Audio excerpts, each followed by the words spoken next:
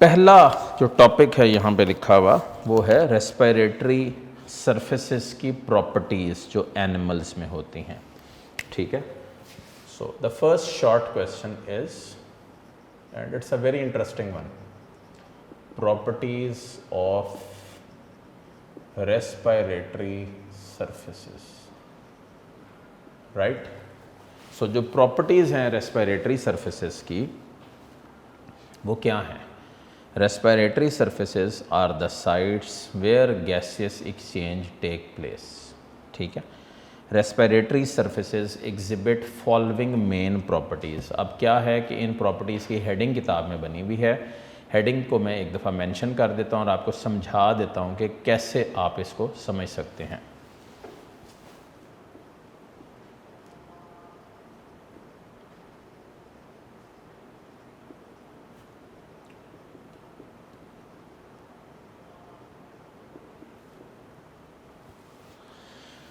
पहला, the surface area should be extremely large and kept moist as it is seen in the lungs in land vertebrates and in the gills in case of fishes.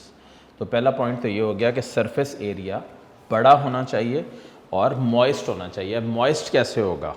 अगर humans में कोई पूछ ले आपसे कि humans में lungs का और जो एल्वेओलाई हैं, जो जहाँ पे बेसिकली एयर सैक्स होते हैं, जो बेसिकली फंक्शनल यूनिट है लंग्स का, वो मॉइस्ट कैसे रहता है? तो क्या जवाब दोगे? वो मॉइस्ट रहता है म्यूकस की वजह से। म्यूकस बेटे कौन रिलीज़ करता है? चैप्टर 12 में मैंने आपको एक निशानदेही की थी टेबल की, वो टेबल बिल्कुल एंड के ऊपर लिखा हुआ है। उस टेबल के मुताबिक जो म्यूकस सिक्रेटिंग सेल्स हैं उनको गॉबलेट सेल्स बोलते हैं। क्या बोलते हैं? Goblet cells. और ये सिर्फ डाइजेस्टिव ट्रैक में नहीं होते, ये रेस्पिरेटरी ट्रैक में भी होते हैं। ठीक है, and they continue like this. अच्छा, लार्ज सरफेस एंड मॉइस्चर में the surface area should be extremely large and kept moist as it is seen in the lungs in land vertebrates and in the gills in the case of fishes. तो एक point तो ये हो गया कि surface area large होना चाहिए। अब ज़रा गौर करिए, नॉलेज दूँ आपको। ये एक सर्कल है, टेक इट लाइक दिस। ये 1 2 3 4 5, ये 5 सर्कल है। ठीक है, इन 5 सर्कलों और एक सर्कल में फ़र्क क्या है? बेसिकली फ़र्क ये है कि इन 5 सर्कल्स का कंबाइंड जो सरफेस एरिया है वो इस एक के मुकाबले में ज़्यादा है। ठीक है, इसलिए जितनी छोटे मॉलिक्यूल्स होते हैं उनका सरफेस एरिया उतना ही लार्ज होता है as compare to larger molecules. ठीक है, समझ आ गई? अच्छा, नेक्स्ट जी, thin epithelium. The distance across which diffusion has to take place should be little. In most animals, the epithelium which separates air and blood is only 2 cell thick. As a result, the distance for diffusion is very short. तो अगली बात यह है कि अगर हमारे अंदर देखो तो हमारी जो आउटर लेयर होती है उसको एपिथेलियम भी बोलते हैं, वो उसको एपिडर्मिस भी बोलते हैं। अब नॉलेज के लिए रजिस्टर उठा लो मेरे पुत्र और लिखो, स्किन की 3 लेयर्स होती हैं। जो चीज़ें आपको नहीं पता उनको आप क्लियर करिए। अब आप आगे मैच्योर होंगे और इंशाल्लाह आपने 1 साल बाद 2022 में एंटी टेस्ट भी देना है। तो स्किन की 3 लेयर्स होती हैं। आउटर लेयर को क्या बोलते हैं? एपिडर्मिस। फिर क्या होती है? डर्मिस। फिर क्या होती है? हाइपोडर्मिस। ठीक है, ये लेयर्स होती हैं। तो एपिथेलियम क्यों थिन होना चाहिए? रीज़न क्या है? थिन एपिथेलियम, ये सेकंड पॉइंट है। इसकी वजह से वेरी एफिशिएंट एक्सचेंज हो सकता है, that is the main point. ठीक है, इस थिन एपिथेलियम की वजह से एफिशिएंट गैसेस एक्सचेंज यहाँ पे हो सकता है। ठीक है, so in most animals the epithelium which separates air and blood is only 2 cell thick. As a result, the distance for diffusion is very short. Third point, ventilation. What is that ventilation or breathing? क्या gases exchange को बोलते हैं। अब यहाँ पे कुछ words हैं, उनको मार्क करिए। Ventilation maintains a steep diffusion gradient. बेटा जब वर्ड आ जाए ना ग्रेडियंट, तो इसका मतलब होता है डिफरेंस इन द कंसंट्रेशन। ठीक है, ग्रेडियंट का क्या मतलब होता है? Difference in the concentration. There is a big difference in the concentration of the gases at 2 points which brings about क्या? डिफ्यूजन। तो एक बड़ा वाज़ेह डिफरेंस है जो प्रोसेस में चल रहा होता है। इसमें कौन सा प्रोसेस है जो गैसेस एक्सचेंज करता है? यहाँ पे मैं बोल्ड कर रहा हूँ, diffusion, right? This is the process which is carrying out whole of this entire process. ठीक है बेटा। थर्ड वेंटिलेशन था। वेंटिलेशन क्या होता है? जो डिफ्यूजन ग्रेडियंट की बेस के ऊपर चलता है, और वेंटिलेशन को ब्रीथिंग भी बोलते हैं, जिसको आप गैसेस एक्सचेंज का नाम भी दे रहे होते हो। तो हमेशा याद रखिए कि यहाँ पे जो वर्ड है वो सबसे इंपॉर्टेंट है, gradient, difference in the concentration. ये देखें, आपने इंस्पायर किया, इसका मतलब अंदर जो प्रेशर क्रिएट हुआ उसकी वजह से हवा अंदर रिब केज एक्सपैंड कर गया और हवा अंदर भर गई। फिर आपने इंस्पायरेशन, गौर करो, एक्टिवली की है और कंसंट्रेशन बढ़ाई है, और एक्सपायरेशन आपने एक्टिवली नहीं की है, इसमें आपने एक्सपायर्ड आउट किया, हवा को बाहर निकाला। सो बेसिकली क्या है ventilation? Difference in the concentrations. So ventilation या गैसेस एक्सचेंज के लिए कंसंट्रेशन ग्रेडियंट का होना यहाँ पे बहुत ज़्यादा ज़रूरी है, इसके बगैर ये प्रोसेस नहीं चल सकता, राइट। नेक्स्ट है fourth point, capillary network. The respiratory site should possess extensive network of capillaries through which blood should flow all the time at an adequate speed. अच्छा, in this way the steep diffusion gradient is maintained which helps in rapid diffusion of gases. तो अब यहाँ पे एक नया point आ गया, वो क्या था? Rich network of capillaries.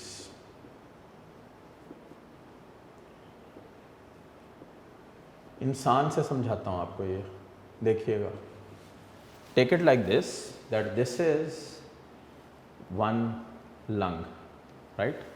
फेफड़ा जिसको उर्दू में आप बोलते हो। यहाँ से जो ट्यूब एंटर हुई थी, ये आगे डिवाइड और सब डिवाइड करके मल्टीपल इसने यहाँ पे ब्रांचेस बना ली हैं, ठीक है। अब व्हाट नेक्स्ट इज कि यहाँ पे एल्वियोलाई भी मौजूद होते हैं। इन एल्वियोलाई के गिर्द जो मैंने ब्लू से बनाए हैं, गौर से देख लीजिए। कैपिलरी नेटवर्क बहुत ज़्यादा होना चाहिए, बहुत स्ट्रॉन्ग नेटवर्क होना चाहिए, right.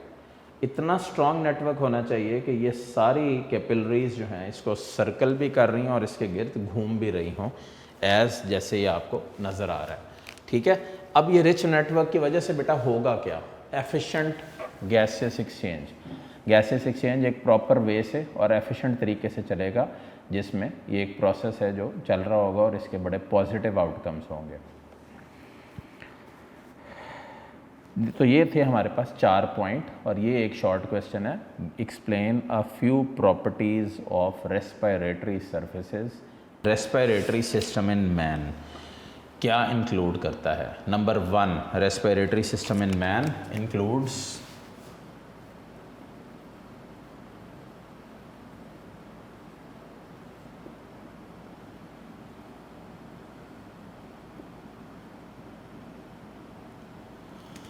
it includes air passageways, ठीक है। एयर पैसेजवेज यहाँ पे इंक्लूडेड हैं। सेकेंडली, ये क्या इंक्लूड करता है? ठीक है, अब वो देखते हैं। सेकंड जो बेटा ये इंक्लूड करता है, ये इंक्लूड करता है लंग्स को, ठीक है। सबसे पहले इसको ड्रॉ करते हैं।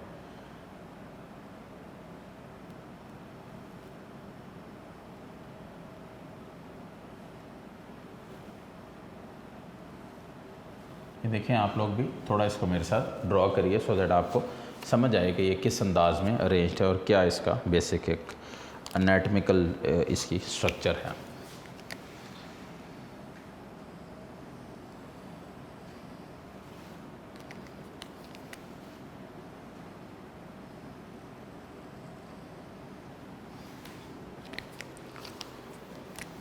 what happens is, let me make it for you.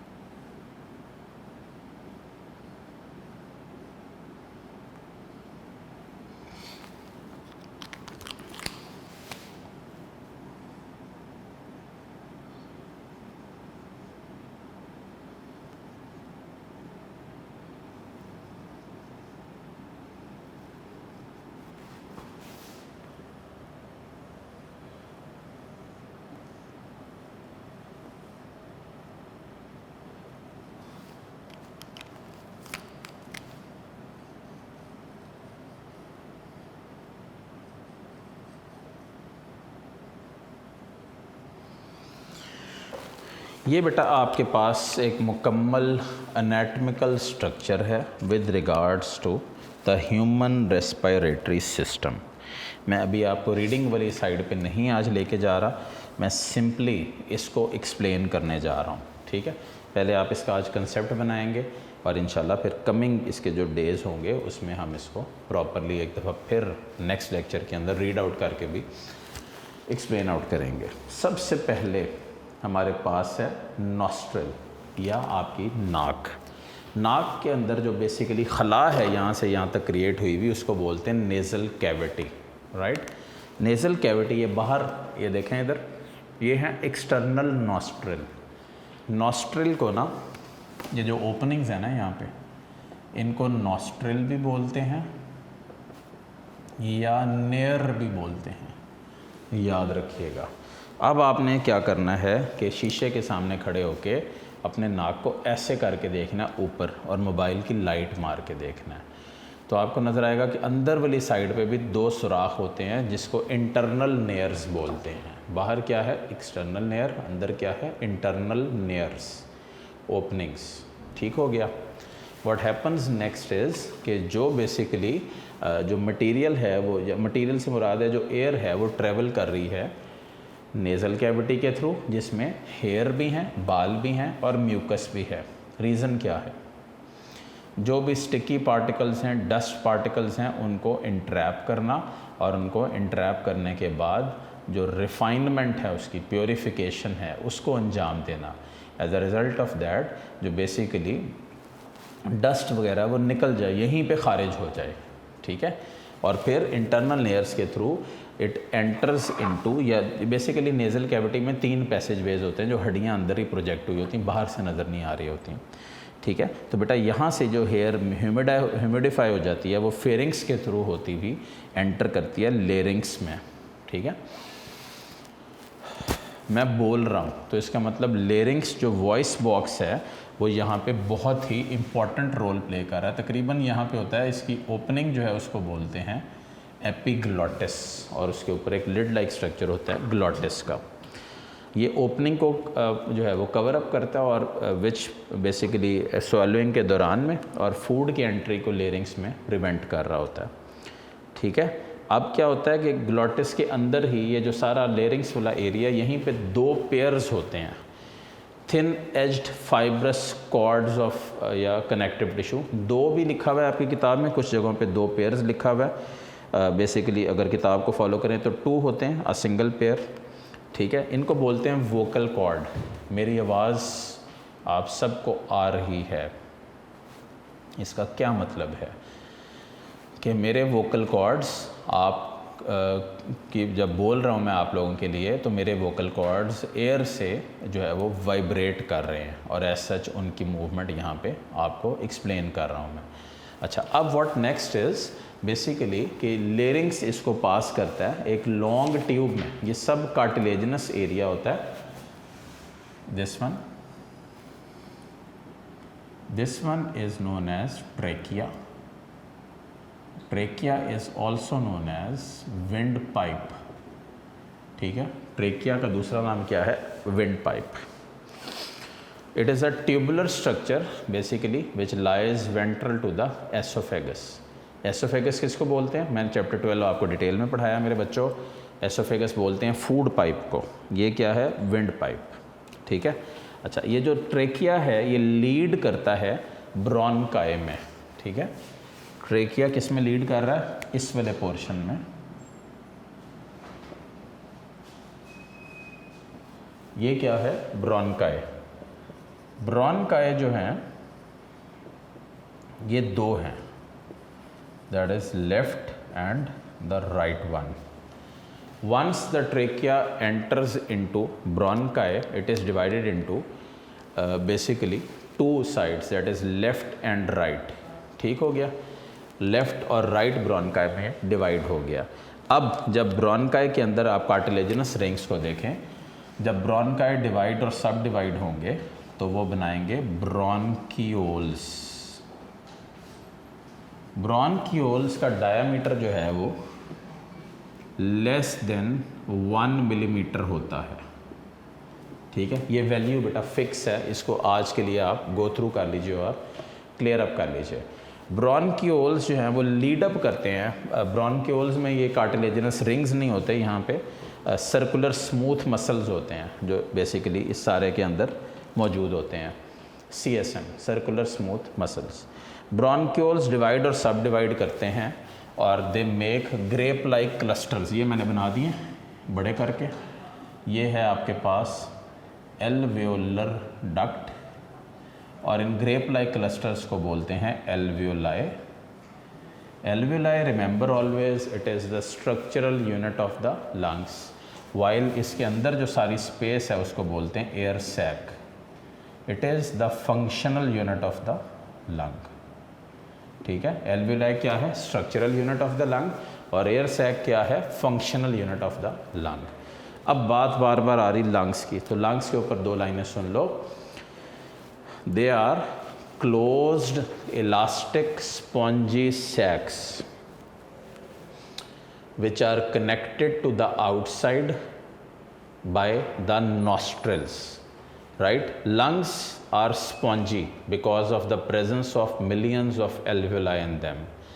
Lungs की अगर आप इसकी anatomy देखिए तो जो left वाला है, this one is the left one, it has only 2 lobes, while this one is the right one, it has 3 lobes.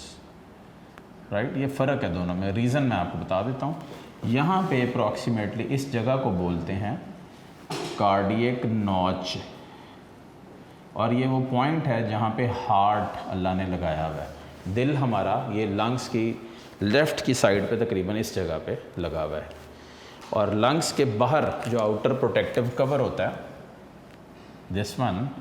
This is known as pleura.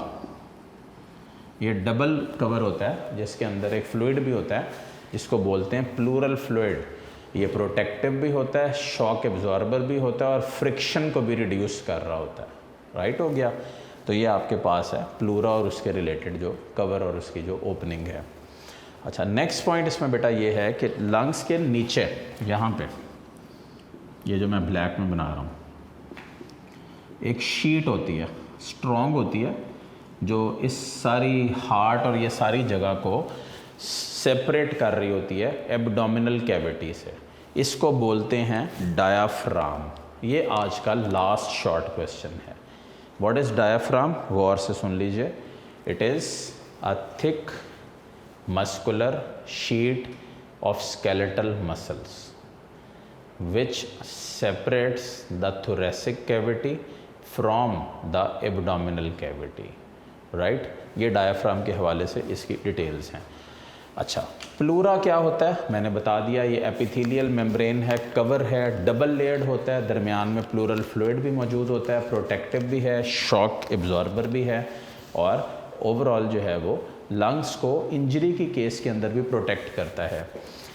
अल्लाह ने यहीं प्लूरा के ऊपर ख़त्म नहीं किया, लंग्स के ऊपर 12 पेयर ऑफ रिब्स भी बेटा लगाए, 12 पेयर ऑफ रिब्स। ये रिब्स भी अगेन प्रोटेक्टेड हैं। ये सारा जो हमारा स्किन के नीचे पसलियाँ हैं जो फील भी होती हैं, ये प्रोटेक्शन दे रही हैं हमारे लंग्स को और हार्ट को। ये आपकी बॉडी के वाइटल ऑर्गन्स हैं, इनके बगैर ज़िंदगी का तसव्वुर नहीं है। राइट हो गया। अच्छा, इसके अलावा रिब्स के साथ मैं थोड़ा सा और बता दूं, यहाँ पे इंटरकॉस्टल मसल्स भी अटैच होते हैं। वो मसल्स जो इंस्पायरेशन और एक्सपायरेशन के अंदर बेसिक रोल प्ले करते हैं उनको बोलते हैं इंटरकॉस्टल मसल्स। किस में रोल प्ले करते हैं? इंस्पायरेशन और एक्सपायरेशन के अंदर। तो they are known as intercostals. Right हो गया बेटा। ये आपके पास है एक सारा मुकम्मल स्ट्रक्चर। मैं थोड़ा सा इसको ओवरव्यू कर दूं आपके लिए। एयर एंटर होती है नॉस्ट्रल्स के थ्रू। नेज़ल कैविटी में 3 पैसेजवेज बने होते हैं by the projection of the bones. ये हवा नेज़ल कैविटी इंटरनल के थ्रू गुजर के वार्म भी हो गई, मॉइस्ट भी होगी, ह्यूमिडिफाई भी होगी, ट्रैप जो पार्टिकल्स है वो भी ट्रैप हो गए। यहाँ से ये हवा पास करती फेरिंग्स, जो कॉमन पैसेज है फूड और एयर के लिए, वहाँ से आती लेरिंग्स में। लेरिंग्स की जो टिप है, जो टिप कह रहा हूँ, जो टॉप है बेसिकली, उसको बोलते हैं ग्लोटिस, और उसके ऊपर एक कवर होता है, उसको बोलते हैं एपिग्लोटिस। ठीक है। एपिग्लोटिस जो होता है ये प्रोटेक्टिव कवर होता है और ये हवा की मैक्सिमम जो इनटेक है उसको रोक देता है। वहाँ से हवा गुजरती भी आती है ट्रेकिया में या विंड पाइप में। ट्रेकिया या विंड पाइप जो है बेसिकली वो आप देख सकते हो कार्टिलेजिनस है। ये डिवाइड करता है ब्रोंकाई में। ब्रोंकाई भी दोनों कार्टिलेजिनस होते हैं और ब्रोंकाई डिवाइड करते हैं जब वो लेस देन 1 मिलीमीटर हो जाते हैं तो वो डिवाइड करते हैं ब्रोंकियोल्स में। ठीक है। और ब्रोंकियोल्स में कार्टिलेजिनस रिंग्स नहीं होते, वो सर्कुलर स्मूथ मसल से मिलकर बने होते हैं बस, इसके अलावा उसमें ऐसा कुछ नहीं होता। अच्छा, ब्रोंकियोल्स जो है वो पास करता है एल्वियोलर डक्ट में, डिवाइड और सब डिवाइड करता है और एल्वियोलाई बना देता है। अंगूर के गुच्छों की तरह अल्लाह ने बनाए हुए हैं ये। जो लोग सिगरेट ज़्यादा पीते हैं उनकी वॉल्स एल्वियोलाई की टूट जाती हैं, जिसकी वजह से उनको एम्फाइजीमा हो जाता है। आप इंस्पायर करो, फील करो वॉल्यूम बढ़ रहा है, इंटरकॉस्टल मसल्स जो कॉन्ट्रैक्ट हो रहे हैं, डायाफ्राम जो ऐसे मैंने भी बताया डूम लाइक होता है वो नीचे को जा रहा है। As a result of that inspiration properly जारी है। ठीक हो गया। अब एयर सैक क्या है? ये जो अंदर सारा जो एयर का स्पेस मौजूद है वो एयर सैक है। That is the functional unit of the lungs. इंशाल्लाह नेक्स्ट लेक्चर में हम इस सारे को एक दफ़ा रीड आउट भी कर लेंगे यहाँ से, सो दैट मेरे बच्चों को मज़ीद इसमें बेहतरी मिल जाए। डायग्राम बहुत ज़रूरी है। मैंने आज के लेक्चर में बहुत मेहनत की इसके ऊपर। कोशिश करिए कि आप भी इसको बड़े पॉजिटिव अंदाज में ड्रॉ करिए और अपनी नॉलेज को इन्हेंस करिए। मेरी तरफ से बेहतरीन दुआएं। किसी चीज़ की भी किसी समझ ना आए, कोई चीज़ एलेबरेट करवानी हो तो नंबर आपके पास है, कॉल या व्हाट्सएप कर सकते हैं। इंशाल्लाह I will be replying it. मुझे अपनी दुआओं में याद रखिएगा। जीते रहिए। अल्लाह हाफ़िज़।